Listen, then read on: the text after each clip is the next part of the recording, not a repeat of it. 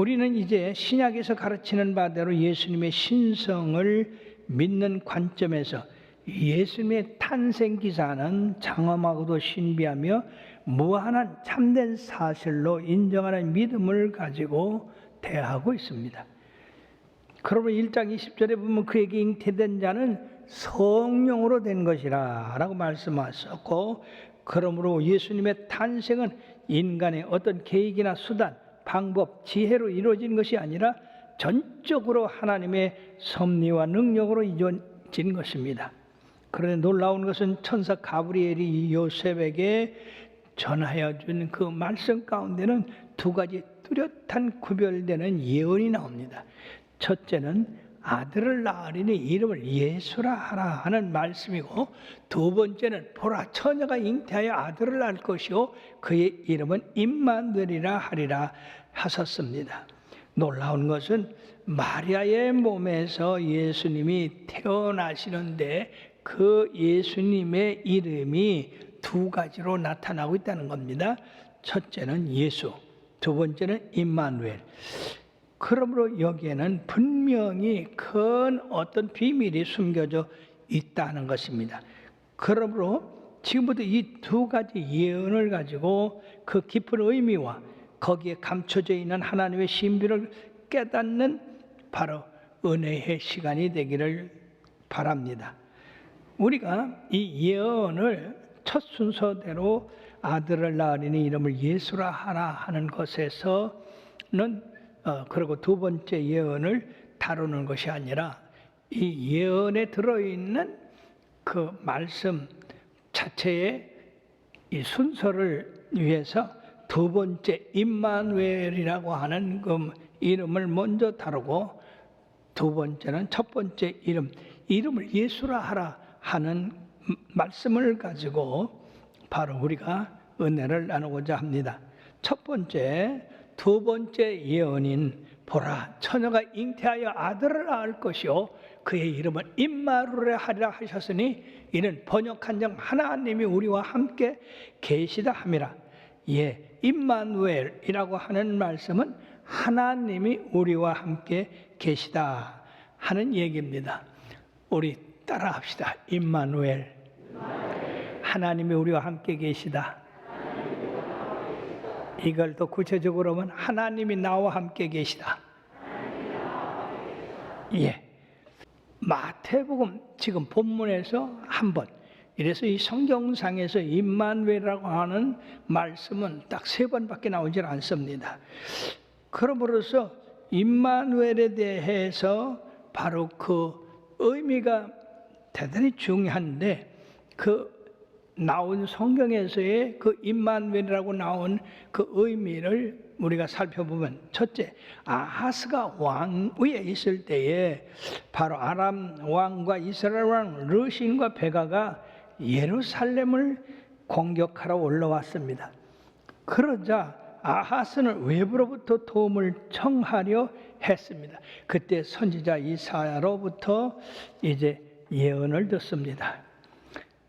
외부로부터 사람을 청하지 말고 하나님을 신뢰하며 간청하며 한 아들이 낳을 것이라고 예언했습니다.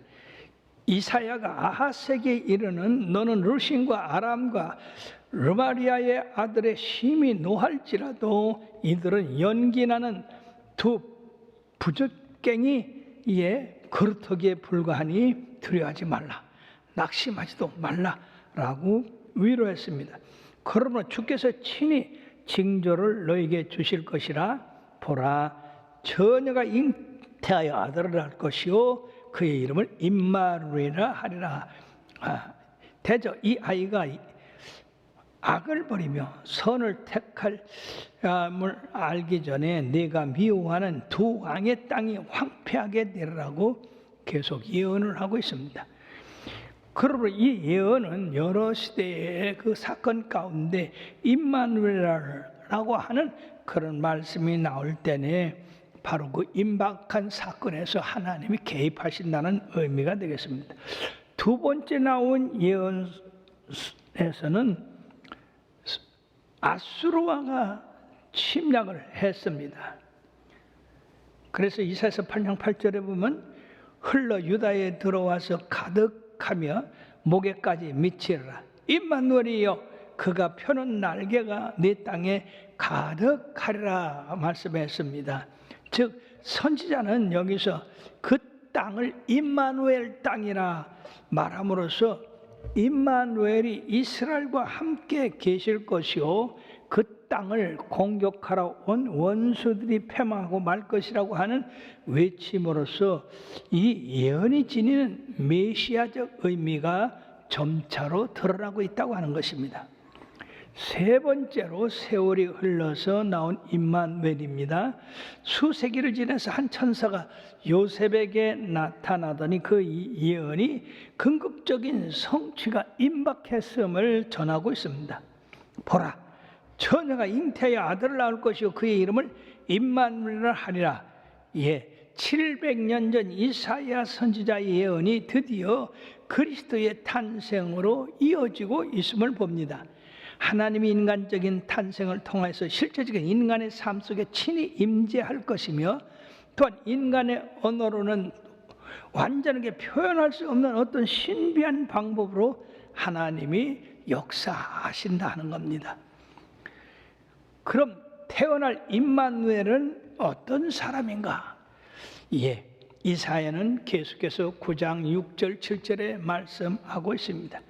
이는 한 아이가 우리에게 낳고 한 아들을 우리에게 주신 바 되었는데 그의 어깨에는 정사를 메고 그의 이름은 기묘자라 모사라 전능하신 하나님이라 영존하신 아버지라 평강의 왕이라 할 것임이라 라고 말씀하고 있습니다.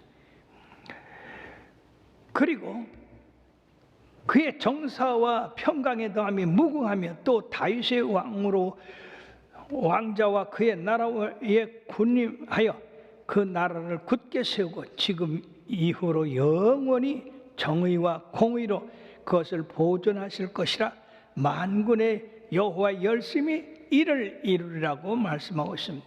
이런 하나님의 현존에 대해서 이 성경이 표현하고 있는 네 가지가 있습니다. 첫째는 그 태어나실 분이 기묘자라 모사라, 즉 사람이 그분의 하는 일을 우리들이 생각지도 못했던 것이라는 것입니다. 기이하고 묘한 그런 일을 행할 것이다. 그리고 그분은 전능하신 하나님이라 능치 못한 일이 없으신 하나님 자신이라 영존하시는 아버지라 영원히 보호자가 되신다 하는 것입니다. 계시록 1장 8절에 보면은요, 주 하나님이 이르시되 나는 알파와 오메가라. 이제도 있고 전에도 있었고 장차 올 자요 전능한 자라 하시더라 하는 말씀입니다. 평강의 왕이시라.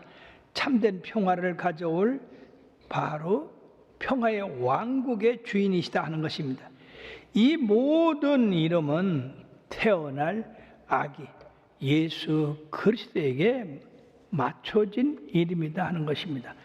그러므로 임마누엘은 그 백성 가운데로 하나님이 오셔서 낮아진 상태에서 그들과 함께 고락을 같이 할 것이며 임마누엘은 성소가 되시고 동시에 거치는 돌이 될 것이라고 하는 겁니다.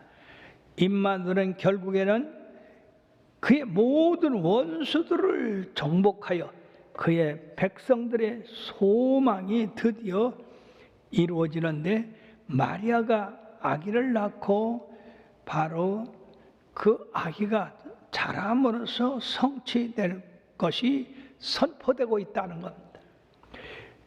요셉은 이 선언을 듣고 그대로 믿었습니다.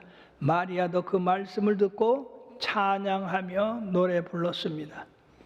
우리는 하나님의 전체 계획이 이사야가 예언한 시기로부터 지금까지 2000년 전에만 이루어진 것이 아니라 지금까지 장래에도 임마누엘이라는 이름이 집약된다는 사실을 발견하게 됩니다. 다시 말씀드리면 예수님이 탄생한 그 후에 계속해서 하나님이 우리와 함께 계시다고 하는 것입니다. 그러므로 이 말씀 가운데는 우리의 위대한 소망이 있습니다. 바로 우리 주님께서 탄생하심으로 말미암아 완전히 이 예언이 성취되었다는 겁니다. 그러므로 이 말씀은 그 당시에 하나님이 이스라엘을 도왔다고 하는 거기서 끝난 것이 아니라 하나님이 그 백성과 함께 그때서부터 지금까지 그리고 앞으로도 영원히 함께 하실 것이라는 그 위대한 위로가 여기 있는 것입니다. 그러면 두 번째 예언, 그 이름을 예수라 하라. 천사가 요셉에게 직접 전한 첫 번째 예언은 아들을 낳으리니 이름을 예수라 하라. 이는 그가 자기 백성을 그들의 죄에서 구원할 자이심이라 하셨습니다. 요셉은 올바른 사람이요 의로운 사람입니다. 그는 진실한 사람으로서 목소의 일을 하고 마을에 집을 짓는 사람이었고, 마리아는 요셉의 약혼녀로서 옛부터 내려오는 아름다운 히브리인의 풍습에 따라 요셉이 책임을 맡은 여자였습니다.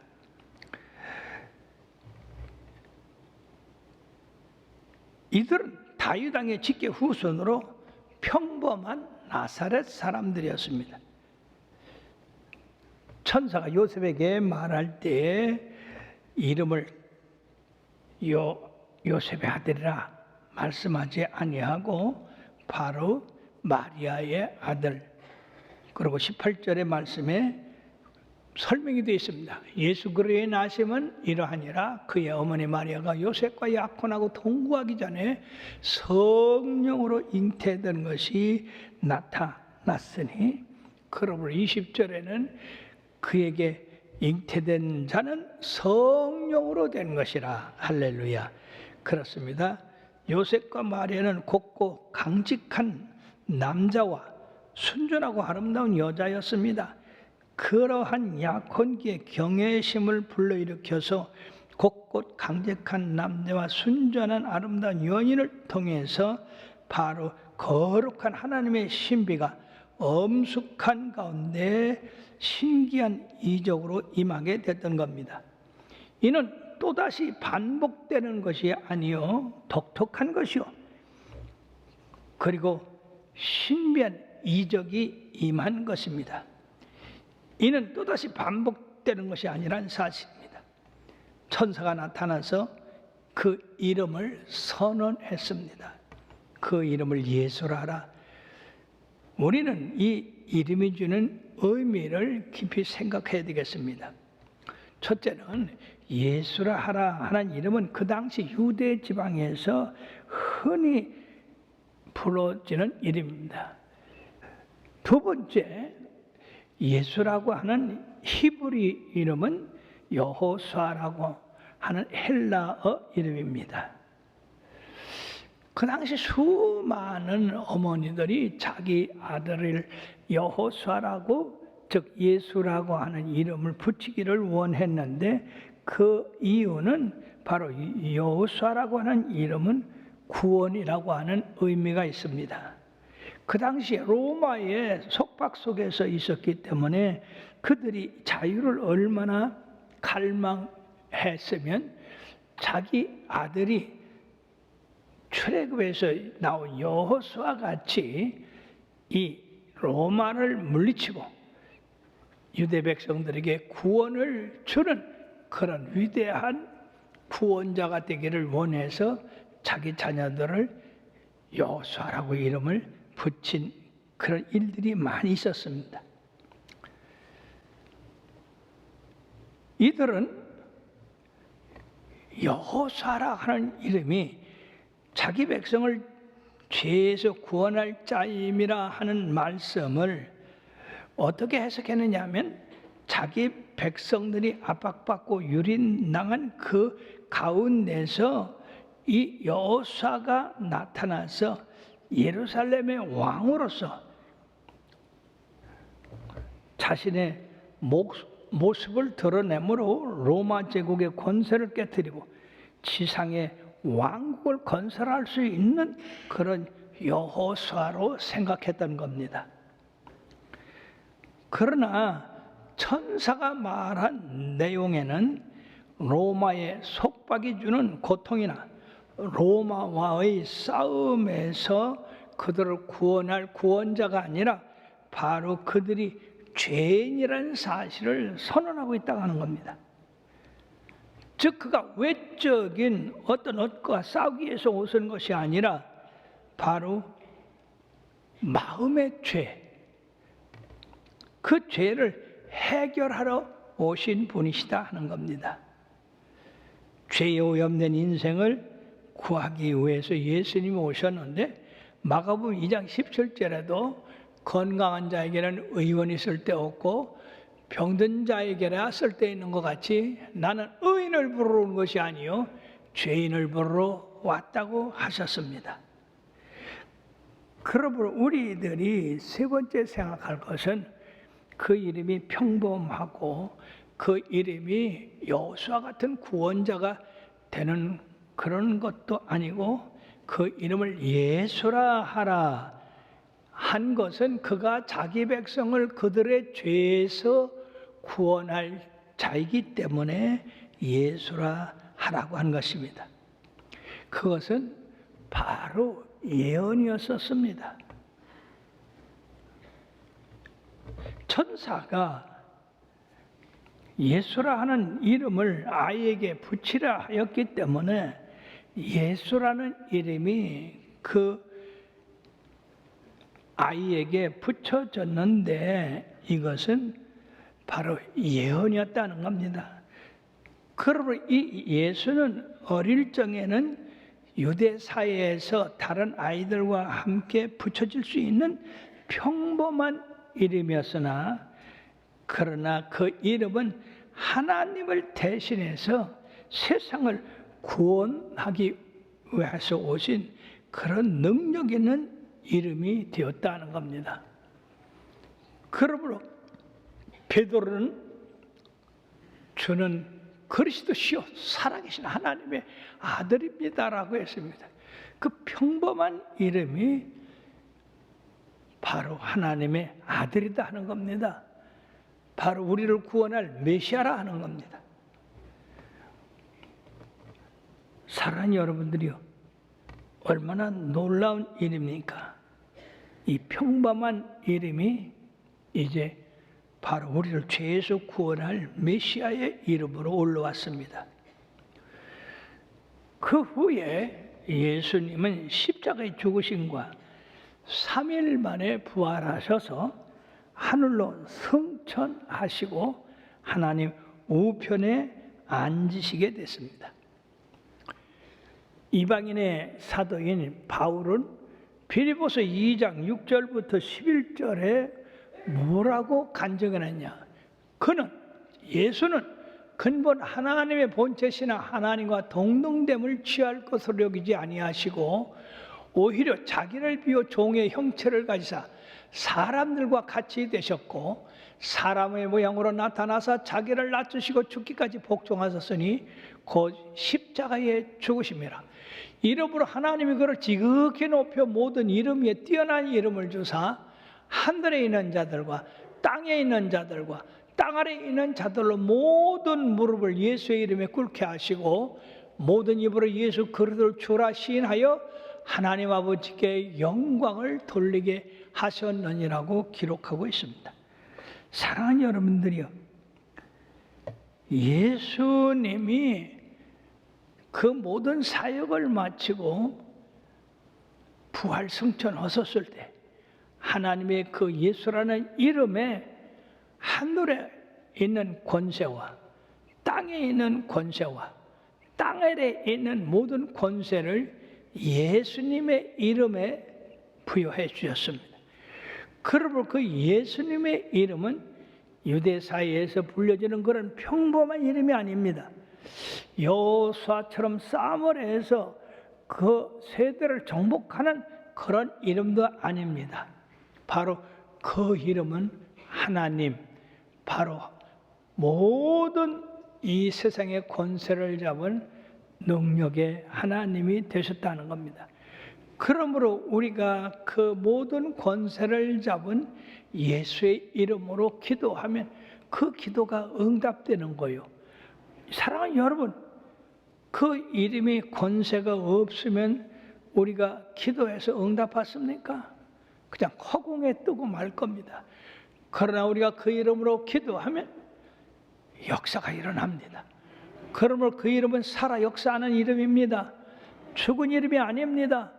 오늘도 우리 눈에 보이지 않지만 하늘에 있는 권세와 땅에 있는 권세와 땅 아래에 있는 권세까지도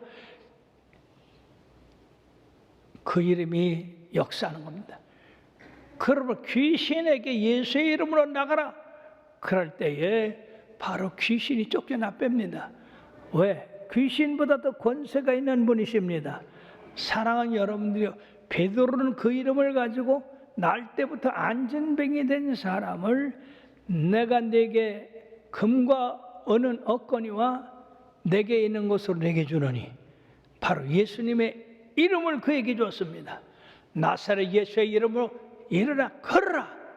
여러분, 세상에 이런 권세가 어디 있습니까? 예, 날 때부터 두 다리가 붙어가지고 피지 못한 그 사람에게 예수의 이름으로 일어나 걸으라 하니까 세상에 예수님의 권세가 그로 들어가서 그 다리가 펴지고 일어나서 걷고 뛰고 하나님을 찬양했습니다. 사랑하는 여러분, 우리가 생각하는 예수, 베들레헴의 마구간에 나온 어린아기가 아닙니다. 하늘과 땅의 모든 권세를 가지신 능력 있는 하나님이십니다. 그러므로 그 이름으로 우리들은 참으로 옳은 일을 향하여 행할 때 우리 하나님이 함께 하시는데, 요한일서 3장 8절에 보면 하나님의 아들이 나타나신 것은 마귀의 일을 멸하라 하심이라고 그랬습니다. 어떻게 마귀를 멸합니까? 권세자만이 멸할 수가 있습니다. 그러므로 베드로는 하나님의 나사렛 예수에게 성령을 기름부터 하셨음에 저가 두루 다니시며 선한 일을 행하시고 많은 병자들을 고치셨다고 했습니다. 오늘도 그 예수님의 권세, 그 놀라운 능력, 그것은 지금도 살아 역사하시는 겁니다.